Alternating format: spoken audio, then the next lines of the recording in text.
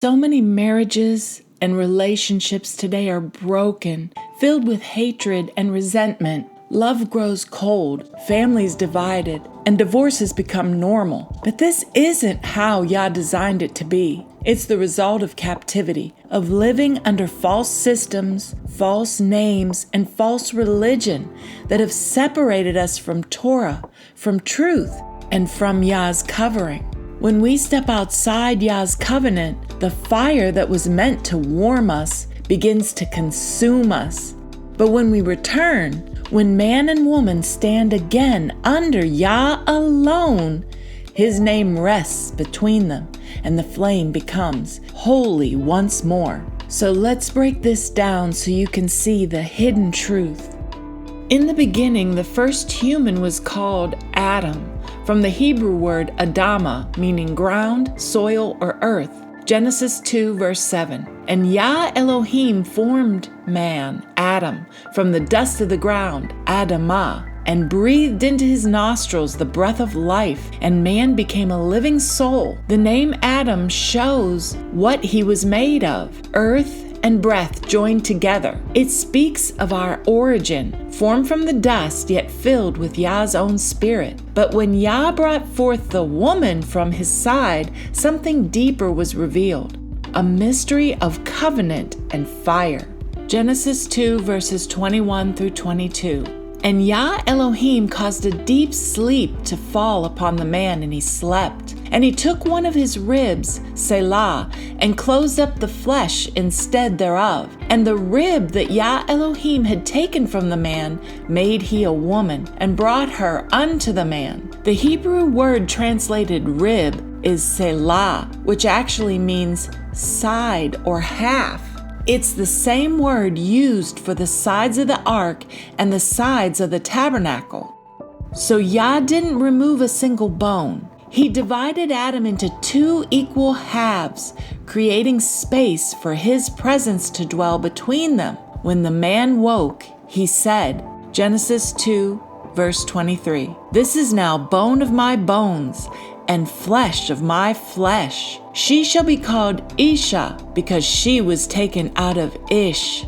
He recognized her not as a lesser part, but as his other side, the same essence, the same breath, now facing him.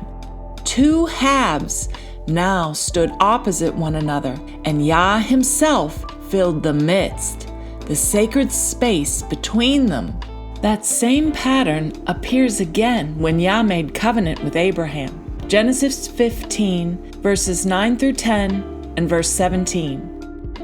And he said unto him, "Take me a heifer of 3 years old." And he divided them in the midst, and laid each piece one against another. And it came to pass, when the sun went down, and it was dark, behold, a smoking furnace, and a burning lamp that passed between those pieces. The halves faced each other, and the flame of Yah passed between them. It was the sign of oneness through covenant, division for the sake of indwelling.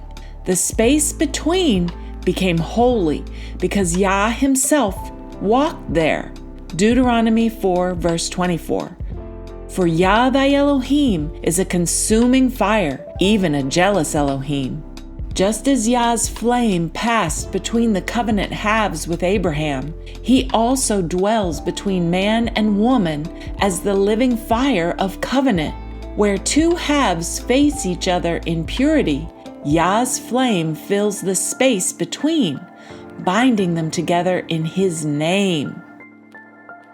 In Hebrew, the word for man is ish, and the word for woman is ishah. Hidden within both of these words is esh, which is fire.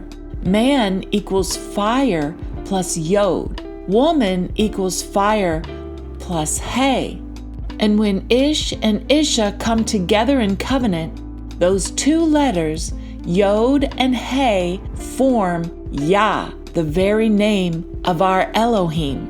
That means when man and woman are joined under Yah's covering, no idols, no religion, no man with man and woman with woman, Yah himself dwells in their midst.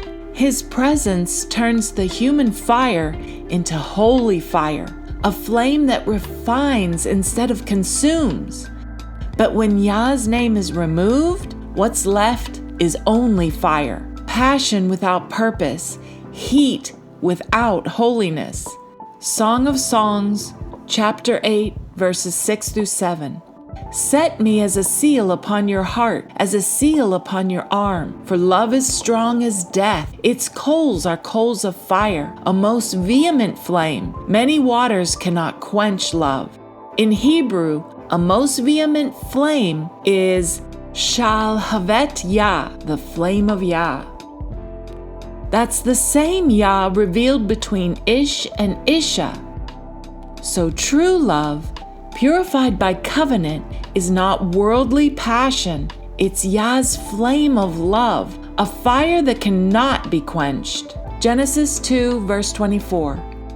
Therefore shall a man leave his father and his mother, and shall cleave unto his wife, and they shall become one flesh. The Hebrew for flesh is basar. It means flesh, but it also means good news or glad tidings. The same word is used for proclaiming Yah's victory. So when Yah says they become one flesh, He's also saying they become one proclamation, one message of good news. Isaiah 52, verse 7. How beautiful upon the mountains are the feet of him that bringeth good tidings, that publish peace, that saith unto Zion, Thy Elohim reigneth. When man and woman are both in covenant, no idols between them, their union preaches the good news without words. Together, they reveal Yah's reign on earth, two flames becoming one living light. Their home becomes an altar, their love a testimony. Malachi 3, verses 2 through 3. For he is like a refiner's fire, and he shall sit as a refiner and purifier of silver.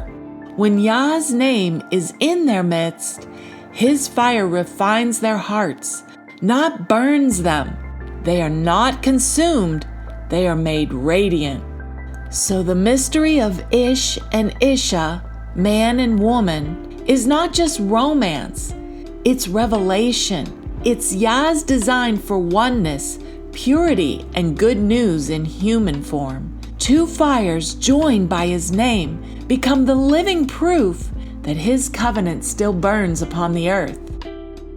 Without Yah, only fire that consumes and destroys a relationship.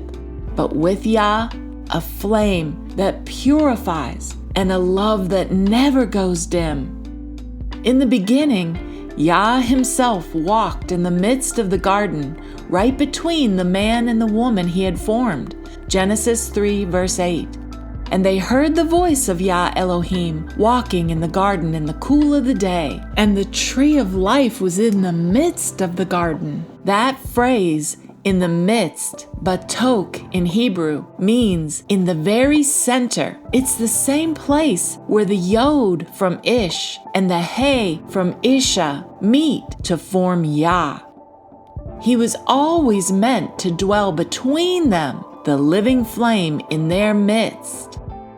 When they turned aside, that presence became the flaming sword, guarding the way back to life. But when we return to covenant purity, when man and woman stand again under Yah alone, that midst becomes holy once more. The flame no longer guards the way, it is the way. Zechariah 2, verses 10 through 11.